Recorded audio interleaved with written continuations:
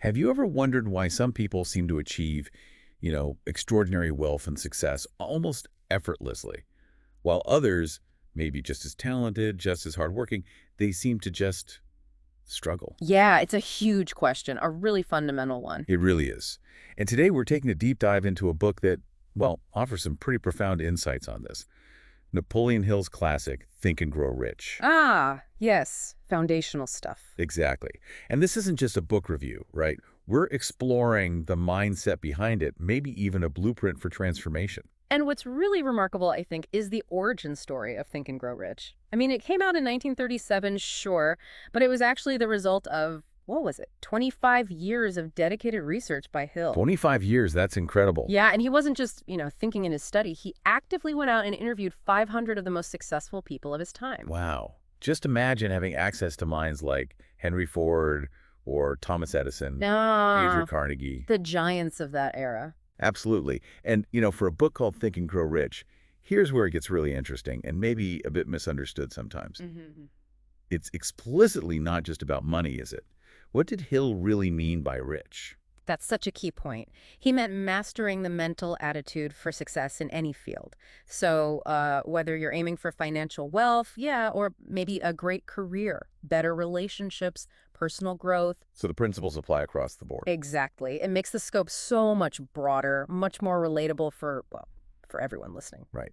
And the whole philosophy, the kind of cornerstone that ties it all together, it really rests on that one powerful quote. Oh, yeah. Whatever the mind can conceive and believe, it can achieve. That's the one. So let's use that as maybe our North Star today. Let's unpack some of these core timeless lessons from Hill and see how they hold up now. Where does he even suggest we start this journey? Well, Hill argues it all kicks off with something really basic but powerful. A burning desire. A burning desire. Okay. Not just wanting something. No, definitely not just a wish. Or, a vague hope, which, let's be honest, is what most people have. He means a definite, almost obsessive, like white-hot ambition. Okay, obsessive, like that internal why that keeps you going. Precisely. That deep motivation that fuels you past the hurdles, past the setbacks. It's way beyond just fleeting ambition or feeling like you should want something. Okay, but how do you take that fire and turn it into something real? Because lots of people desire things, right? But they don't actually get them. Right, and Hill knew that. So he laid out a very practical 6-step framework. Surprisingly concrete steps, actually. So steps, okay, like what? Things like clearly writing down your specific goal, pinpointing a definite deadline, figuring out exactly what you're willing to give in return for it, creating a detailed plan. A plan. And then this is crucial, visualizing that goal every single day, seeing it, feeling it as if you've already got it. Wow. So for you listening, that really makes you think, doesn't it? How definite, how burning is your own desire right now? Is it just a wish? Or is it something you've actually started to, nail down, like Hill suggests? That's the core question. So once you have that burning desire really locked in, what's the next piece of the puzzle? Hill talks about faith, right? Yes, faith. But maybe not in the way people first think. In this context, Hill defines faith as belief in the unseen. Belief in the unseen. So not necessarily religious faith. Not necessarily, no. It's more about having this unwavering conviction that your goal is achievable, even when there's no proof yet, even when you can't quite see the path forward. Okay. He says this absolute conviction, this belief, it actually activates your subconscious mind. It's like sending a signal to your whole being that this is happening. That idea, unwavering conviction, it sounds great, but honestly, it sounds really hard for a lot of people. What stops us? What are those internal blocks? Oh, absolutely. Self-doubt is huge, isn't it? Or just lacking that feeling that you can actually pull it off. Psychologists call it self-efficacy. Right. So how does Hill suggest we get past that? Well, he suggests using daily affirmations as a powerful tool. Something like, I am attracting wealth with clarity, purpose, and persistence. Repeating that consistently. With feeling, I imagine. Yes, exactly. With feeling. It starts to shift your inner landscape, reinforce that belief, and kind of overwrite the doubt. You're essentially programming your own belief system. Programming your belief system. Yeah. And that leads perfectly into the next principle, doesn't it? Autosuggestion, which is basically Hill's term for what? Self-hypnosis? Self-programming? Pretty much. It's the process of deliberately feeding your mind, specifically your subconscious, with the thoughts and beliefs you want it to hold. So it's more than just repeating words. Oh, much more. It's not just reciting affirmations or some personal mantra mechanically. It's about infusing them with genuine emotion, feeling it. The goal is literally to reprogram your subconscious so it aligns with your goals. And emotion is the catalyst, the fuel for that process. Think of like an athlete visualizing the perfect race, feeling the win. They're training their brain and body together. Exactly. The more emotion you bring, the deeper the impact on your mind. Got it. Making your inner world match the reality you want to create. Okay, so moving from the mental programming side, Hill then gets really practical about knowledge. He talks about specialized knowledge. Right. And he kind of challenges the idea that just going to school, getting a general education, is enough.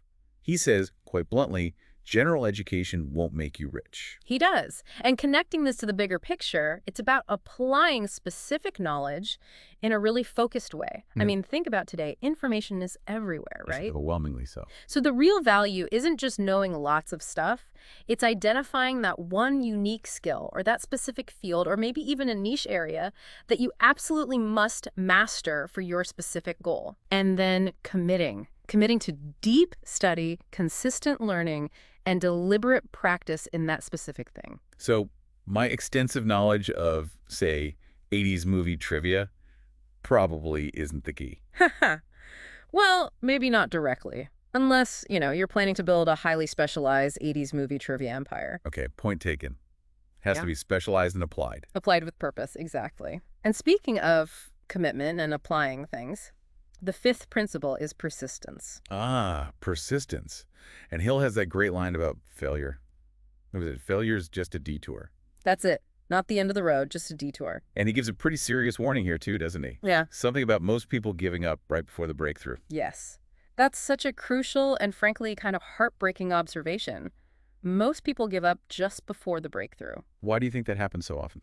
Well, I think people get discouraged easily. Results don't come instantly, or they hit a few roadblocks and they take that lack of immediate progress as a sign to just stop. When really, they might be so close. So close. Countless potentially amazing ventures just get abandoned right before they were about to succeed. It's tragic, really. So how do we fight that urge? What can we actually do to build that persistence muscle? It comes down to building habits, routines that support your goal, consistently tracking your progress, even small wins, and really cultivating an absolute refusal to quit. Just keep showing up.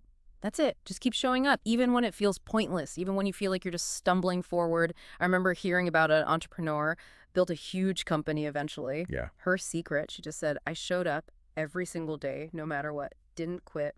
And eventually, bam, it paid off. Big time. That's powerful. Yeah. And you probably don't want to be showing up alone on this kind of journey, right? Yeah. Which brings us to number 6, the mastermind group. Ah, the mastermind. Let's get that challenging line here. Yeah. You are the average of the people you spend the most time with. Oof, that can hit home. It can be a wake-up call, for sure. But the concept of the mastermind group itself is incredibly positive. It's about creating this vital support network. How does he define it exactly? It's a group of like-minded people, ideally folks with different skills and viewpoints that complement each other. They come together regularly to support each other, brainstorm ideas, tackle problems, basically elevate everyone's game. So the collective brain power is stronger. Much stronger. The combined intelligence, the energy, the accountability, it's way more powerful than just going it alone. Okay, so for anyone listening, the action step here seems pretty clear. Find your people. Absolutely. Proactively seek out or maybe even start your own group. Join an existing mastermind or create a circle of ambitious friends or, even just find 1 or 2 really good accountability partners. People who lift you up, challenge your thinking in a good way, not drag you down. Exactly. Choose wisely. Okay, so we've covered these really powerful principles. Desire, faith, autosuggestion, specialized knowledge, persistence, the mastermind. But there's another layer to Think and Grow Rich, isn't there? Something often missed. I really think so. It's what I consider one of the most overlooked aspects, the spiritual dimension. Hill talks about infinite intelligence. Infinite intelligence. Okay. He describes it as an unseen force that aligns with you when your thoughts are clear and your purpose is noble. Why do you think this part gets glossed over so much? Especially in a book people link so tightly to making money. That's a great question. I think maybe because it's less tangible, harder to measure maybe.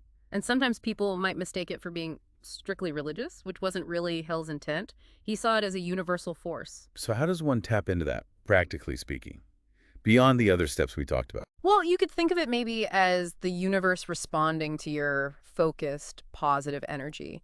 Or perhaps it's more psychological, like once your mind is crystal clear on a worthy goal and you're acting with integrity, you just start noticing opportunities, resources, connections that were there all along, but you were blind to them before. Like synchronicity, being in the flow. Exactly like synchronicity, being in tune with something larger. So it's not just about what you do, but also how you are. How you are. Okay, so how do we implement that? Well, this involves cultivating certain states of being, really. Things like practicing gratitude regularly, making sure your actions are aligned with your own moral compass, your values, and critically, ensuring your success isn't just for you, but serves some kind of greater good. Serving a greater good. Yeah. Hella believed that when your purpose is noble, when your thoughts are clear, your intentions are good, you create this kind of resonance. It draws support, ideas, help from unexpected places. It's about aligning your personal drive with that universal flow. That adds a really fascinating, deep layer to everything.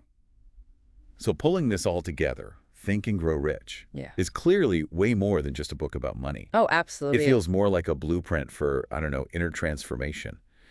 An answer, perhaps, to that very first question we asked, why some succeed and others falter.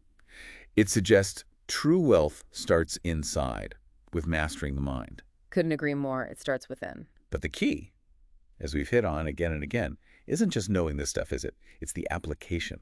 100%. The application is where the change actually happens. That's where the transformation begins. So as you're listening and reflecting on all this today, here's something to think about.